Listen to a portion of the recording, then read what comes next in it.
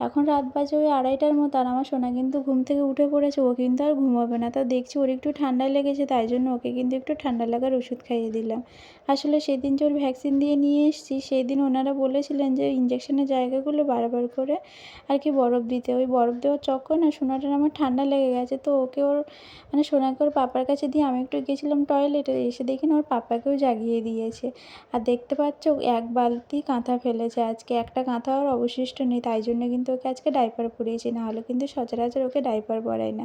তো ওকে ঘুম পাড়ানোর বৃথা চেষ্টা করে আর দেখলাম যে ওর ঘুম হচ্ছে না, তাই জন্য আবার কিন্তু ওকে পাশে শুইয়ে দিয়ে আমি এখন ওর জিনিসপত্রগুলো ভাঁজ করছি। কী হয়েছে? আর ঘুম হবে না পাপা রে? ঘুম হবে না? ঘুম হবে না?